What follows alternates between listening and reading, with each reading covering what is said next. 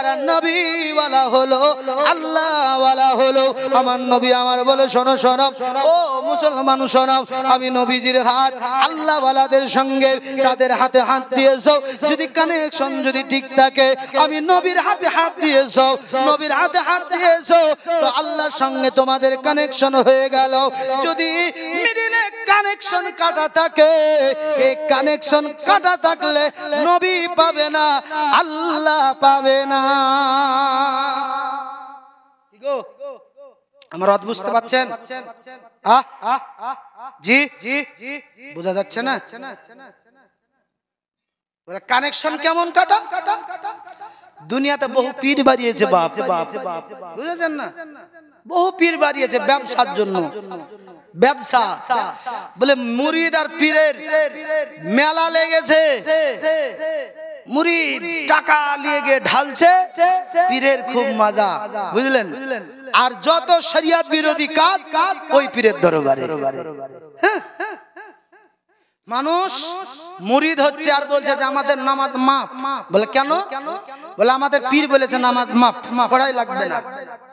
আল্লাহ বলছেন হাবিব আপনার হাতের ওপরে আমার হাত, তাদেরকে আহ্বান করুন আমি আল্লাহর দিকে, জোরে বলুন। আচ্ছা যদি বায়াত যদি হয় আল্লাহ এবং আল্লাহ রাসূলের জন্য, তো নামাজ মাফ হবে কি গো? হাকিকাতান। আর যদি ডুপ্লিকেট হয়, ব্যবসা হয়, তাহলে নামাজ মাফ। কথাটা বুঝতে পারছেন আমার? জি বাবা। পীর ধরবো কেন?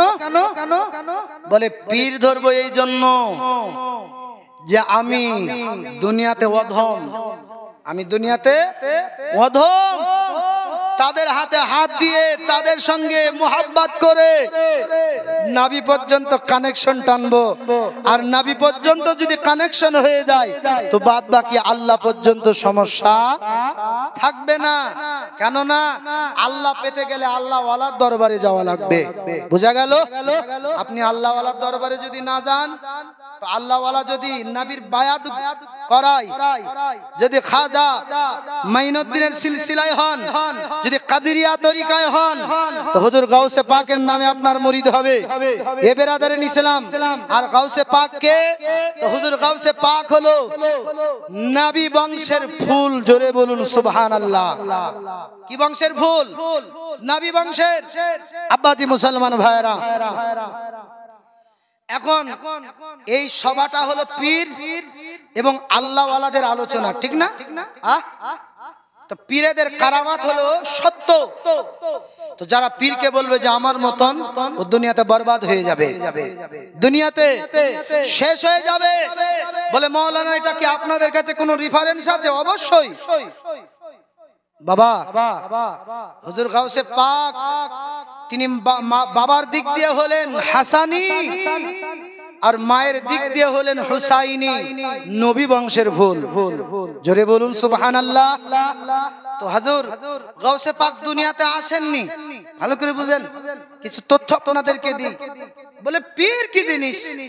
বাপ আমার নবী যেমন হলেন ইমামুল আম্বিয়া, তারপর গাউসে পাক হলেন ওলিদের নেতা।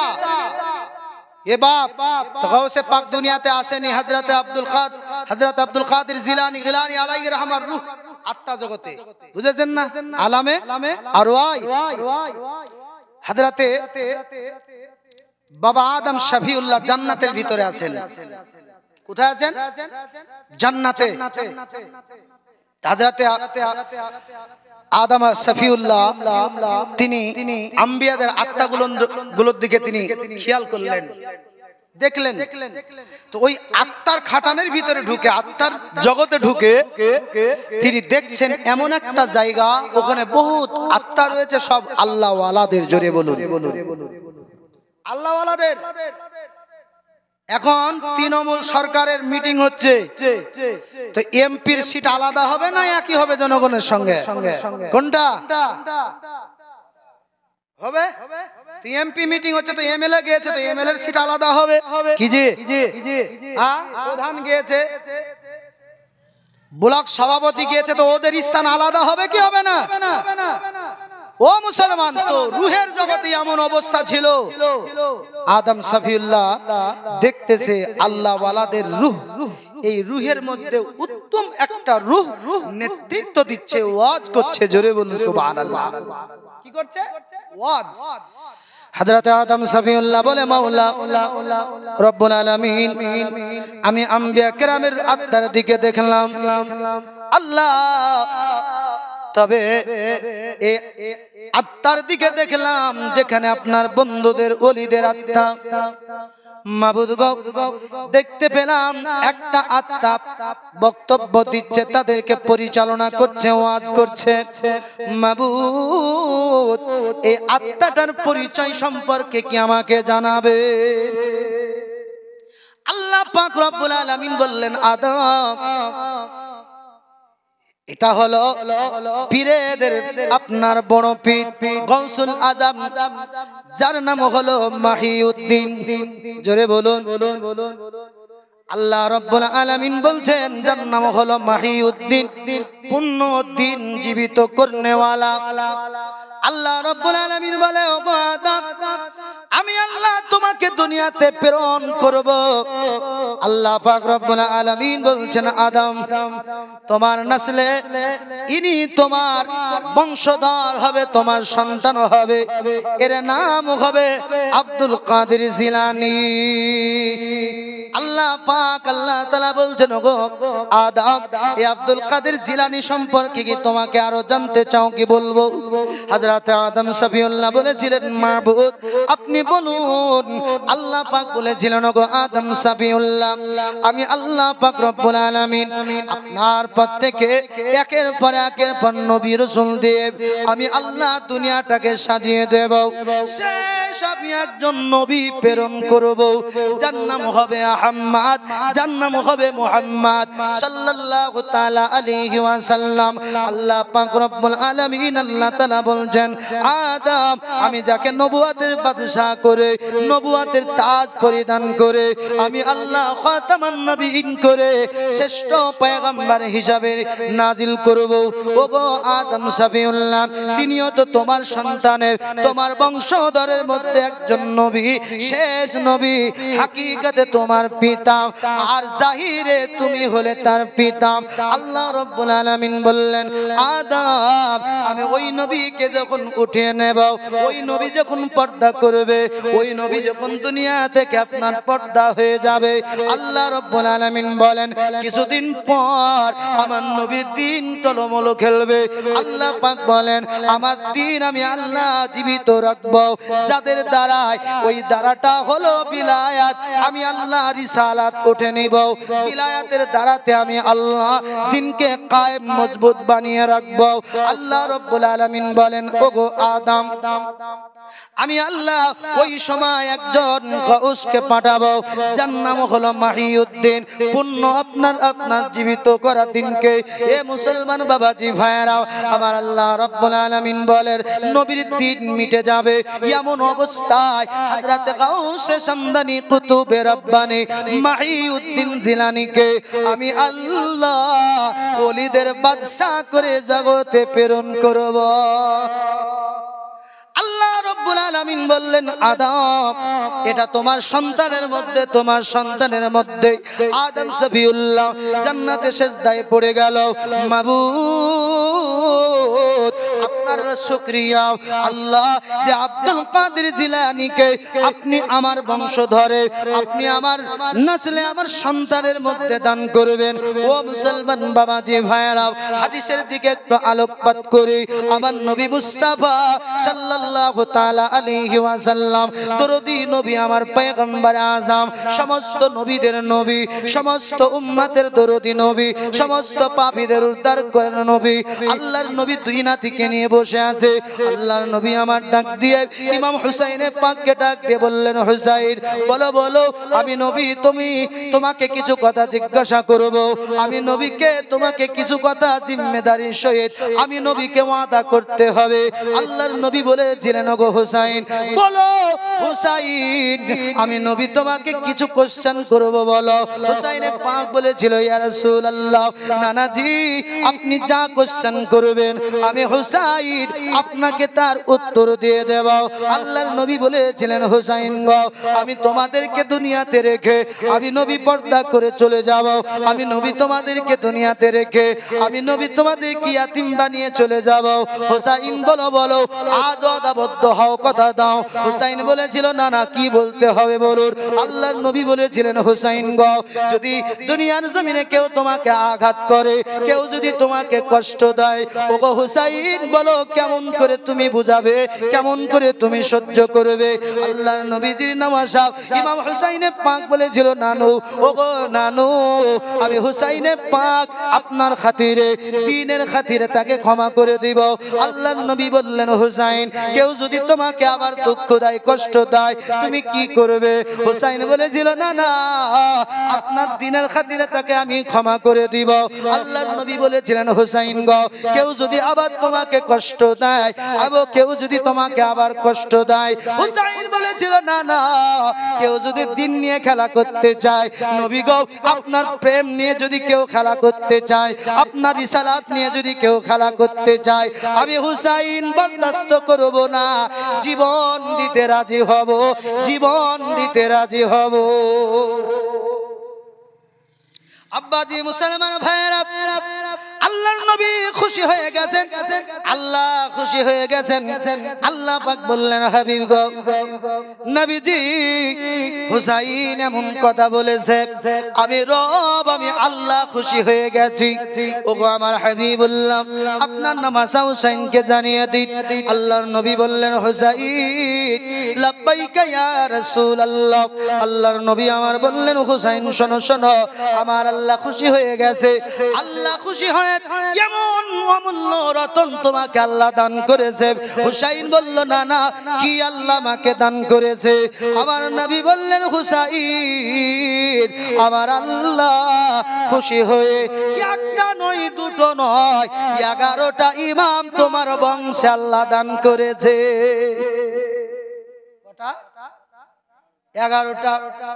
ও মুসলমান বাবাজি ভাইরা ইমাম হুসাইনকে যখন আমার নবী বলা হাসান মুস্তাফা বললেন নানু হুসাইনের জন্য এত সারপ্রাইজ এত আপনার দামি গিফট হয়ে গেল। আল্লাহর নবী আমার বলেন ওগো হুসাইন আমার আল্লাহ 11 জন ইমাম দিবে আর আমি নবীজির বংশ তোমার দ্বারা আল্লাহ বহাল রাখবে কিয়ামত পর্যন্ত জিন্দা রাখবে। জোরে বলুন 10 জন ইমাম এসে গেছে। 11 নম্বর ইমাম যিনি আসবে তার নাম হলো ইমাম মেহেদী আলাইহিস সালাম। জোরে বলুন 11 নম্বর যিনি ইমাম তিনার নাম হবে ইমাম মাহদী। হযরত হুসাইন পাকের বংশধর হযরত হাসান বলল না না না না হুসাইনকে এত বড় গিফট আল্লাহ দান করে দিয়েছে। আল্লাহর নবী আমার বললেন ওগো হাসান ও হাসান আমি নবীজির কলেজার টুকরা বলো বলো আমার আল্লাহ পাকের দ্বীনের মধ্যে যদি কেউ তোমাকে কষ্ট দেয় হাসান তুমি কি করবে একবার বলো। হাসান বলেছিল না না কেউ যদি দ্বীন না বোঝে দ্বীন নিয়ে যদি খেলা করে ইয়া রাসূলুল্লাহ না না আমি হাসান তাকে বোঝাবো বোঝাবো বোঝাবো। আল্লাহর নবী বললেন ওগো হাসান বুঝানোর পর কেউ যদি আবার না বুঝে কেউ যদি তোমাকে আঘাত করে হযরত হাসান মুস্তাফা বলেছিলেন নানু আমি হাসান তার সঙ্গে জং শুরু করব জীবন দিয়ে দিতে রাজি। ইয়া রাসূলুল্লাহ দ্বীন নিয়ে কেউ অপকর্ম করবে দ্বীন নিয়ে কেউ মাতালের মতো বকবে আমি হাসান সহ্য করতে পারবো না। আল্লাহর নবী বলেন ও হাসান আল্লাহ খুশি হয়ে গেছে আল্লাহ খুশি হয়ে গেছে। ও গো হাসান আল্লাহ খুশি হয়ে তোমাকে একটা গিফট দিয়েছে। বলে নানু কি গিফট দিয়েছে। আমার নবী বললেন ও হাসান 10 জনের পরে আল্লাহ একজন এমন কুতুব দিবে এমন গাউস দিবে যার নাম হবে আব্দুল কাদের মহিউদ্দিন। জোরে বলেন কি দিবে আব্দুল কাদের মহিউদ্দিন। পূর্ণ দিন জীবিত করনে ওয়ালা হযরত হাসান পাক বললেন নানু আব্দুল কাদের দিবে নাকি বলে হ্যাঁ নবী আমার বলছেন হাসান আমি নবীজি যেই দিন আর শাজিমে গিয়েছিলাম ভালো করে কান লাগিয়ে শুনবেন বাবা পীর নিয়াজ আমাদের ভিতরে ভুল ধারণা এ পীর যদি না থাকতো আল্লাহ ওয়ালা না থাকতো ওরে কপাল পোড়া ওরে নালায়েক আদনা আদনা আজ পর্যন্ত ভারতবর্ষের মানুষ নবী চিনতো না নবীর কলেমা বুঝতো না বুঝা গেল আর বলো পীর মানা যাবে না বাবাজি ইমাম হাসানে পাক বলছেন নানু তাই নাকি বলে হ্যাঁ আল্লাহর নবী বললেন এ গাউস কেমন গাউস হবে আল্লাহর নবী আমার বলেন আমি যেমন ইমামুল আম্বিয়া সমস্ত ইমামের সমস্ত নবীদের ইমাম তিনি হলেন সমস্ত আল্লাহওয়ালা আউলিয়াদের ইমাম জোরে বলুন সুবহানাল্লাহ হুজুর গাউসে পাক রাদিয়াল্লাহু তাআলা আনহু তিনি বলতেছেন কদমি হাদিহি আলা রাকাবাতিহি কুল্লি ওয়ালিউল্লাহ হযরত গাউসে পাক তিনি বলতেছেন পৃথিবীর জমিনে যত পীর যত ওলি সমস্ত পীর সমস্ত ওলির গর্দানের উপরে আমি গাউসে পাকের কদম জোরে বলুন আল্লাহর নবী বলছেন ওগো হাসান আমি নবী যখন আকাশ পথে যখন গিয়েছিলাম আর শাহজিমে গিয়েছিলাম আমি নবীজি যার পৃষ্ঠের উপরে কদম রেখে গিয়েছিলাম তার নাম হলো মাহিউদ্দিন তার নাম হলো আব্দুল কাদের জোরে বলুন সুবহানাল্লাহ হুজুর গাউসে পাক যখন আল্লাহর জমিনে আসলেন তিনার আম্মা যার নাম হলো উম্মুল খায়র ফাতিমা তিনি বলেছিলেন ওরে বাগদাদের মানুষ তোমরা শোনো শোনো আমার ছেলেটার পিছনে আমার ছেলেটার পিঠে একটি চিহ্ন আছে একটি চিহ্ন আছে এই চিহ্নটা হলো নবী মুস্তাফার কদম মোবারকের ছাপ পৃথিবীর জমিনে নবী যখন এলো রবিউল মাসের 12 তারিখে আমার আল্লাহ পাক জিবরিলকে বলেছিল জিবরিল যা যা যাও ফেরেশতাকে দুনিয়াতে পাঠিয়ে দে মালাইকা দুনিয়াতে পাঠিয়ে দে হুর মা গেলেমানকে পাঠিয়ে দে জান্নাতের খুশবু দিয়ে দে বলে কেননা সাইয়্যিদুল মুরসালিন আসতেছে খাতামান নবীন আসতেছে আর হযরত উম্মুল খায়র ফাতিমা বলছে শোনো শোনো যখন ওলিদের বাদশা আসলো ওলিদের লিডার যখন দুনিয়াতে আসলো কেউ না মদিনা ওয়ালা নবী মুস্তাফা এসে আমাকে খবর দিয়েছিল উম্মুল খায়র তোমার পেটে যিনি দুনিয়াতে আসছেন যিনি তিনার নাম হবে আব্দুল কাদের মাহিউদ্দিন জোরে বলুন সুবহানাল্লাহ নবী বলেছিলেন তার পিঠে পৃষ্ঠে আমার মুস্তাফা বলেন কদমের ছাপ আমি নবীজির জোরে বলুন আব্বাজান মুসলমান ভাইরা হুজুর গাউসে পাক রাদিয়াল্লাহু তাআলা আনহু ইমাম হাসানি বংশ বাবার দিক দিয়ে মায়ের দিক দিয়ে হলো হুসাইনি বাবাজি আল্লাহর নবী বললেন 12 জনের পর তোমার সেই বংশধর জাহির হবে যার নাম আব্দুল কাদের 12তম যেই ব্যক্তি তার নাম হলো আবু সালেহ মুসা জঙ্গি বাবাজি আল্লাহ ওয়ালা আল্লাহ ভীরু একজন ব্যক্তি ছিলেন আল্লাহর জমিনে দুনিয়া তারাই বলে গেছে দুনিয়া কেমন তারাই বলে গেছে আখিরাতটা হবে কেমন হুজুর আবু সালেহ মুসা জঙ্গি এই আবু সালেহ মুসা জঙ্গি কেন তার আপনার জঙ্গি টাইটেল হলো কিতাবের ভিতরে লিখছে জঙ্গি মানে হলো জং করনে ওয়ালা তিনি সর্বদাই আল্লাহর ইবাদতে ব্যস্ত থাকতেন জঙ্গলে আল্লাহর ইবাদতে ব্যস্ত থাকতেন আপনার নিরালায় নির্জনে আল্লাহর ইবাদতে মশগুল থাকতেন বাপজি মরুভূমি এলাকায় তিনার অন্তরে যদি কোনো কিছু আপনার হয়ে যেত তিনার অন্তরের সঙ্গে তার একটা যুদ্ধ হতো যুদ্ধ মানে আমরা এত মানুষকে মিথ্যা কথা বলে দিলাম, ঠিক আছে বলি না, ভুল করে ফেলছে, ঠিক আছে, কিন্তু না এমন টা নয়। হুজুর গাউসে পাকের আব্বা জান আবু সালেহ মুসা জঙ্গির অন্তরে যুদ্ধ শুরু হতো। আব্বা যে মুসলমান, হুজুর গাউসে পাকের আব্বা 18 বছরের যুবক। কত বছরের বাবা? 18 বছরের যুবক। এই যুবক 3 দিন ধরে মুরাকাবা মুশাহিদায় আল্লাহর দানে মগ্ন, আল্লাহর ইবাদতে মশগুল হয়ে গেছে। বাবা 3 দিন পানি নাই, খাবার নাই, 3 দিন হয়ে গেল। হুজুর গাউসে পাকের আব্বা জান আবু সালেহ মুসা জঙ্গি রাহমাতুল্লাহ আলাইহি চিন্তা করলেন, এই জায়গা থেকে আমাকে একটু অন্য কোথাও যেতে হবে। হুজুর আবু সালেহ মুসা জঙ্গি তিনি আপনার দাজলা নদীর তীরে আসলেন পানি পান করার জন্য। হুজুর আবু সালেহ মুসা জঙ্গি রাহমাতুল্লাহ আলাইহি তিনি দেখতে পেলেন ওই আপনার দাজলা নদীর পানি দিয়ে সুন্দর একটা আপেল ভেসে যায়। পানি পান করতেছিলেন, ক্ষুধার্ত ব্যক্তি তিনি ছিলেন। ওই আপেলটা ধরে একটা কামড় লাগিয়ে দিয়েছেন, কিছুটা খাওয়া হয়ে গেছে। অন্তরের সঙ্গে তার যুদ্ধ আরম্ভ হয়ে গেল, কলবের সঙ্গে যুদ্ধ আরম্ভ হয়ে গেল। বাবাজি বলতাম না আপনাদের সকলেরই জানা, কিন্তু একটু বলি বোঝানোর জন্য মুসলমান। হুজুর আবু সালেহ মুসা জঙ্গি রাহমাতুল্লাহ আলাইহি তিনার অন্তরের সঙ্গে যুদ্ধ ফাইটা আপনার রাইট লেগে গেল। ওরে আবু সালেহ এই মালটা কার ছিল? না বলে খেয়েছো, এটা তো ভালো করোনি। ওরে মুসলমান এটা মাসলার বিষয় না, এটা তাকওয়ার বিষয় ছিল, এটা পরেজগারের বিষয় ছিল। তার অন্তর খাওয়া দিচ্ছে না, না না, মাল মালিককে না জানিয়ে তুমি মাল ভক্ষণ করেছো। কিয়ামতের ময়দানে আল্লাহ পাক যারা যারা হিসাব নেবে, ওই দিন যদি তোমার হিসাব হয়ে যায়, ওগো আবু সালেহ সমস্ত আমল তোমার বরবাদ হয়ে যাবে একটি আপেল না বলে খাওয়ার কারণে।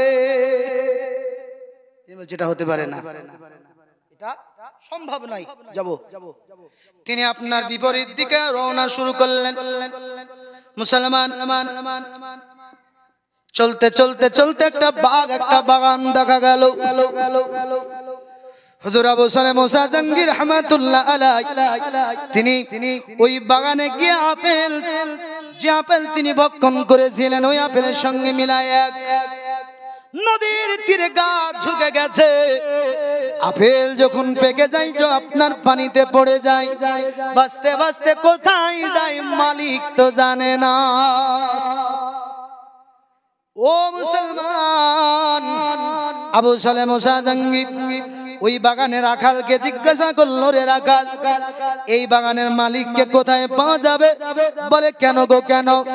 বলে মালিকের সঙ্গে একটু আমার প্রয়োজন, একটু আমার কথা ছিল, প্রয়োজন ছিল একটু। বলে তিনি তো আল্লাহওয়ালা ব্যক্তি, তিনি আল্লাহর প্রেমে তিনি মশগুল থাকে, তিনি সর্বদাই মুরাকাবা মুশাহিদায় থাকেন, ওনাকে পাওয়া মুশকিল রয়েছে। বলে একটু বলো, নিয়ে চলো তার সঙ্গে একটু সাক্ষাৎ। বলে কি হয়েছে? বলে পানি দিয়ে আপেল ভেসে যাচ্ছিল, আমি আপেল খেয়েছি, অপরাধের ক্ষমা চাইতে এসেছি। তো রাখালো যে দূর বাবু, কত ফল ভেসে যাচ্ছে, এর কি ক্ষমা লাগবে? বলে না না না, ক্ষমা লাগবে। এ বলছে বহুত পাগল দেখেছি, এ তো বিরাট পাগল, ভাষা ফল খেয়েছে আবার ক্ষমা চাইতে এসেছে। বললেন না, নিয়ে চলো। ও মুসলমান বাবাজি ভাইরা, আল্লাহর বন্ধু হুজুর আবু সালেহ মুসা জঙ্গি রাহমাতুল্লাহ আলাইহি মনে হচ্ছে তার শরীরের ভিতরে যেন একটা রোগ বাসা বেঁধেছে, অসহ্য যন্ত্রণা, যতক্ষণ না চিকিৎসা হবে শান্তি মিলবে না। হুজুর আবু সালেহ মুসা জঙ্গি হুজুর আব্দুল্লাহ সোমাইর বাড়িতে পৌঁছে গেলেন। বাবাজি হুজুর আব্দুল্লাহ সোমাই ইনি হুসাইনি বংশধর, ইনার দরবারে গিয়ে বললেন, হুজুর ক্ষমা করবেন। বলে কেন কেন কেন? বলে আপনার বাগ, আপনার বাগান দিয়ে একটি আপেল ভেসে যাচ্ছিল, আমি অদব গুনাহগার খেয়েছি, যতক্ষণ না ক্ষমা দেবেন ওগো হুজুর আমি এই জায়গা থেকে যাব না। আবু মুসাফ জঙ্গির বাক্য শুনে হুজুর আব্দুল্লাহ সোমাই তিনি চিন্তা করলেন, মাওলা আমার একজন ঘরে কন্যা আছে, যার নাম হলো উম্মুল খৈর ফাতেমা, যার স্বামীর জন্য, যার আপনার পূর্ণ অঙ্গ আপনার সামনে আপনার পর্ক করার জন্য, তার আপনার উপযোগী একটা ছেলে খোঁজার জন্য কখনো পাহাড়ে, কখনো নদীর কিনারাতে, কখনো আমি এমন করে জঙ্গলে ঘুরেছি। আল্লাহ আমি একটা ছেলে খুঁজে পাই নাই। তবে মাবুদ আজ আপনি আমার দরবারে এত সুন্দর সলিহীন নেককার ছেলে পৌঁছে দিয়েছেন, যদি নেককার না হয় একটা ফল খাওয়ার কারণে আসবে না। জোরে বলুন, যদি নেককার না হয় একটা ফল খাওয়ার জন্য আসবে না। বাবা স্বর্ণকার সোনা চিনে, ঠিক না? স্বর্ণকার সোনা চিনে, আল্লাহওয়ালা চিনে আল্লাহওয়ালা। তিনার কুষ্টি আপনার পাথরে ধরা পড়ে গেল এই ছেলেটা আল্লাহওয়ালা, বলে ছাড়া হবে না। তিনি অন্তরে ভাবছেন একে ছাড়া হবে না। বলে বাবু ক্ষমা, তো বলে হ্যাঁ। তো আমাদের দেশে কেউ ভুল করলে তার নিয়ম আছে, মানতে হবে, যদি মানো তবে তোমাকে ক্ষমা দেব। বলে হুজুর যদি আমি মানি ক্ষমা দেবেন তো? বলে হ্যাঁ। যদি ইচ্ছা হয় তবে তোমাকে দেব। বলে কি? বলে 12টা বছর তোমাকে এই ফলের গাছের গোড়ায় পানি ওঠাতে হবে। ঠিক আছে। শুধু কি পানি উঠিয়েছিল? কি গো 12টা বছর কি পানি উঠিয়েছিল? বলে না, সায়েন্সের মাস্টার যদি ভালো ছাত্র পায় ওকে ছাড়বে? কি গো ইনার তো ইলমে লাদুনিয়ার পারদর্শী ছিলেন, ইনারা ইলমে মারিফাত অর্জন করেছিলেন। 3 নাম্বার চোখ খোলা, ইনি বুঝে গেলেন যে এই ছেলেটাকে যত আছে ওকে আরো দিয়ে কে পাকা করতে হবে। জোরে বলুন। হুজুর আব্দুল্লাহ সোমাই তিনি বলছেন একে আরো পাকা করতে হবে, তো তিনি দরবারে রাখবেন। তো সিস্টেম 12 বছর পানি উঠাতে হবে, আর এই 12 বছর তাকে ইলমে শরিয়াত, ইলমে মারিফাত, ইলমে লাদুনিয়ার তালকিন দিতে আরম্ভ করলেন। জোরে বলুন সুবহানাল্লাহ। মানুষ তো ইলম সম্পর্কে বুঝেই না, শুধু ভাবে যে স্কুল কলেজ আর মাদ্রাসার ইলম জ্ঞান, বুঝেছেন না? না, আল্লাহকে পেতে গেলে মারিফাতি বিদ্যা ইলমে লাদুনিয়া অর্জন করতে হবে, যেটা খাঁটি পীর ও মুর্শিদের দরবারে মিলে, দুনিয়ার আর কোথাও মিলে না। বাবা এখন এই 12 বছর তাকে মুরাকাবায় মুশাহিদায় রেখে, কাছে রেখে ইনাকে তৈরি করছেন। 12 বছর হয়ে গেল। হুজুর আবু সালেহ মুসা জঙ্গি বললেন, হুজুর বিদায় নেব, ক্ষমা দেবেন? আব্দুল্লাহ সোমাই বলল, বাবা বলেছিলাম শর্ত অনুযায়ী তোমাকে ক্ষমা দেব, যদি মঞ্জুর হয়। হুজুর আবু সালেহ মুসা জঙ্গি বলেছিল, হুজুর তবে কি কোনো শর্ত আছে নাকি? বলে হ্যাঁ। বলে কি শর্ত?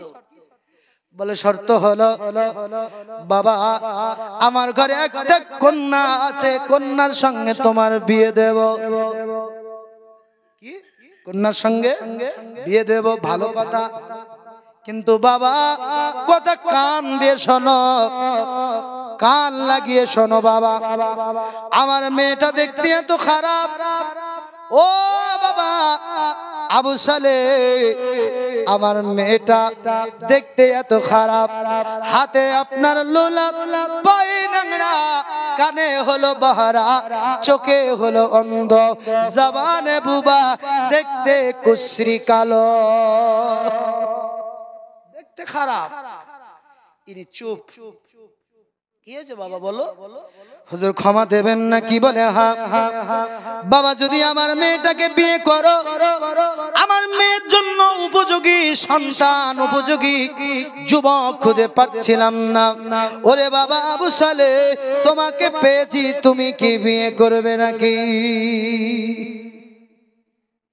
বলছে হুজুর ক্ষমা দেবেন তো? বলে হ্যাঁ, তোমাকে ক্ষমা দিয়ে দেব। হুজুর আব্দুল্লাহ সমাই বিয়ে পড়িয়ে দিলেন আবু সালেম শাহ জাহাঙ্গীর উম্মুল খায়ের ফাতেমা। বাসুর ঘর সাজানো হলো, নিজের জীবন সঙ্গিনী, নিজের জীবন অর্ধাঙ্গিনী বিবি হুজুর গাউসে পাকের জননী ঘরে বসে আছে যেন পূর্ণিমার চাঁদ উদিত হয়েছে।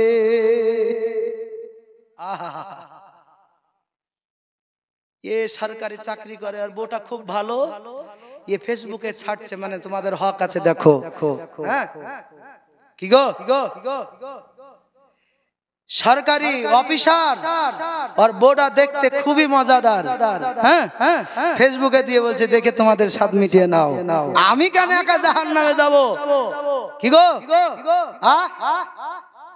আমি কেন একা জাহান্নামে যাব? তোমরাও চলো, তোমাদের অধিকার আছে, তোমরা দেখে মিটে নাও। বাপ এইরকম যুবক আজ ফেসবুকে ছবি ছাড়ছো ভাইরাল হওয়ার জন্য, কান খুলে শোনো, তোমার বিবিকে তোমাকে একই সঙ্গে জাহান্নামে দেবে। শুধু তোমাকে দিলে তো স্বাদ মিটবে না, তোমার বাপ মাকেও দেবে। তোমার বাপ মাকে দিয়ে তো স্বাদ মিটে না, তোমার বড় ভাইটাকেও দেবে। চিন্তা করো না। নবী বলেছে দায়ুসু লা ইয়াদখুলুল জান্নাহ, যাদের বিবি, যাদের মা, যার বোন পর্দা করে না, নবী বললেন ও দায়ুস, ও জাহান্নামী।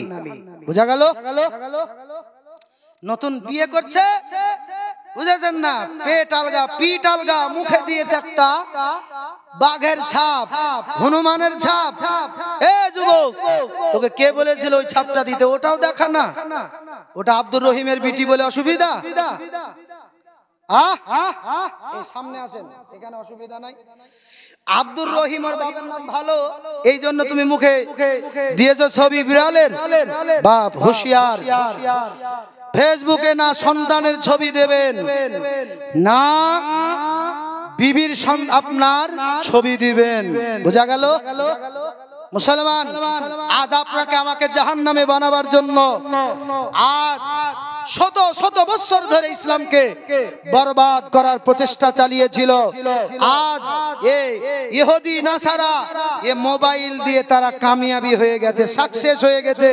মুসলমানের মেয়েগুলোকে, বউগুলোকে, বেটিগুলোকে আজ উলঙ্গ করে রাস্তায় নামিয়ে দিয়েছে, দেয়নি? কি গো বাপ হুঁশিয়ার, হুজুর গাউসে পাক আম্মা জান, এ কি খারাপ হবে? কে ডাক্তার পাস করেছি, ভালো বউ না হলে বিয়েই হবে না, কি যে? আচ্ছা পার্থক্য শুনবেন, বলবো হুজুর